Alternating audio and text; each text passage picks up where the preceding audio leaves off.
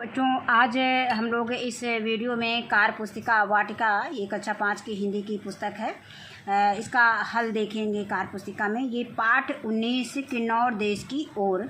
इसके पहले भी हमने पाठ 1 से 18 तक की वीडियो दे चुके हैं और आज हम लोग देखेंगे पाठ 19 किन्नौर देश की ओर।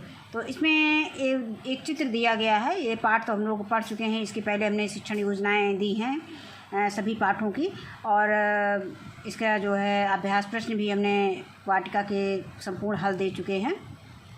तो उसमें हमने कहानी सुना होगा या हमने किताब में कहानी पढ़ी होगी किन्नौर देश की ओर। तो अब यहाँ पे उसके विषय में एक चित्र दिखाया गया है कि चित्र देखकर उत्तर दीजिए। अब प्रश्न में क्या बताया गया, प्रश्न में क्या पूछा गया है कि चित्र में क्या दिखाई दे रहा है। तो जैसा कि हमें जो चित्र में दिखाई दे रहा है वो हमने इसमें लिख दिया है। चित्र में जो है नदी दिखाई दे रही है, पहाड़ दिखाई दे रहा है, घर दिखाई दे रहा है और कई प्रकार के वृक्ष और एक पुरुष दिखाई दे रहा है। अब इसके बाद दूसरा प्रश्न आता है खा, रामपुर किस प्रदेश में स्थित है। तो इसका उत्तर है कि रामपुर हिमाचल प्रदेश में स्थित है। आगे आता है प्रश्न संख्या गा कि लेखक ने रामपुर से कहाँ के लिए प्रस्थान किया। तो लेखक ने रामपुर से किन्नौर देश के लिए प्रस्थान किया। इसके आगे देखते हैं।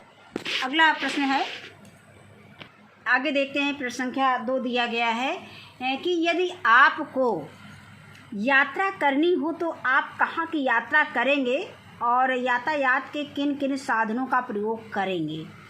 तो इसको हमने नहीं, इसमें उत्तर इसलिए नहीं दिया है कि आपको कहाँ की यात्रा करनी है। पहले तो आपको उस स्थान का चुनाव करना पड़ेगा।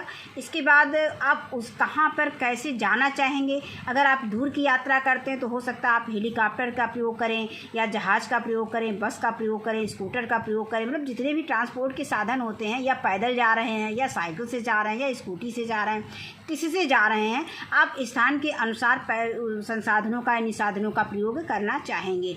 तो पहले ये आपको करना है। ये प्रश्न का उत्तर आपको स्वयं देना है।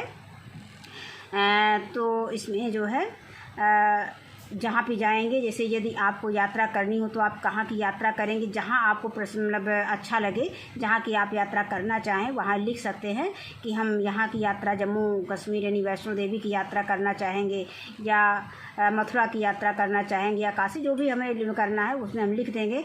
और इसके बाद हम इसमें यातायात के साधन यानी हम किस साधन से जाएंगे, बस से जाएंगे, ट्रेन से जाएंगे या अपना निजी वाहन से जाएंगे, उसका लिख देंगे। बस इतना ही हमको इस प्रश्न का उत्तर में लिखना है।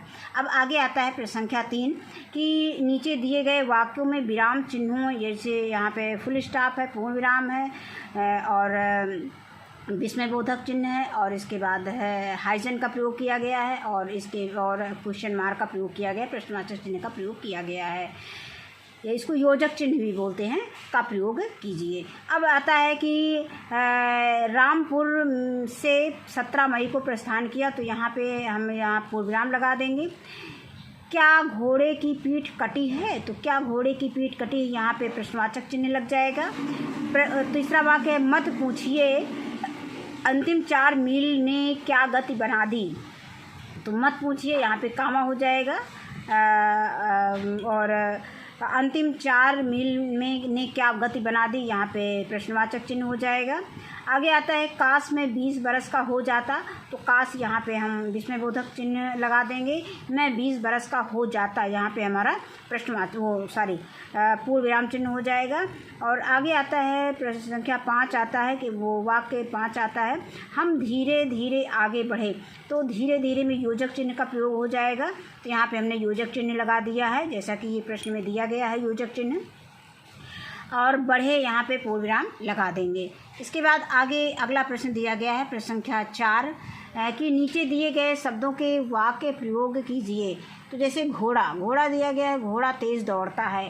तो ये बच्चों आपको अपने शब्दों में इसका वाक्य प्रयोग करना है। ये उदाहरण के तौर पे हमने ये दे दिया है। सूर्यास्त हो गया है। थकान यानी मुझे थकान महसूस हो रही है।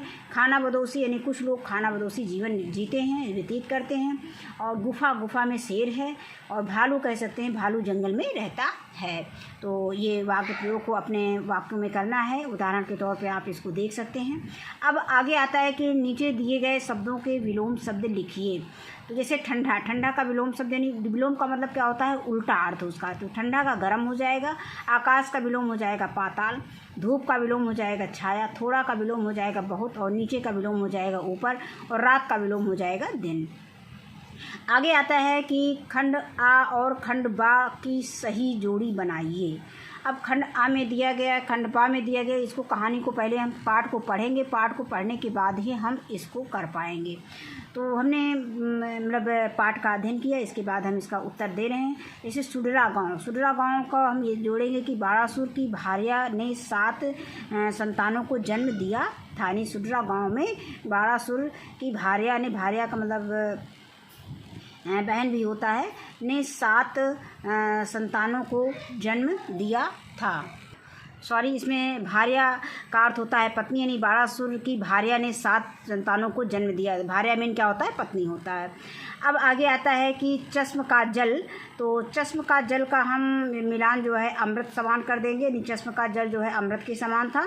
इसके बाद आता है खम्पा लोगों की भाषा क्या थी, तिब्बती भाषा थी। और किन्नौर देश का प्रवेश द्वार किसे कहा जाता है, किन्नौर देश का प्रवेश द्वार मान्योरी की धार को कहा जाता है। इसके बाद बस इसमें आगे प्रश्न नहीं दिए गए हैं। तो इस वीडियो में बस इतना ही। वीडियो देखने के लिए बहुत बहुत धन्यवाद।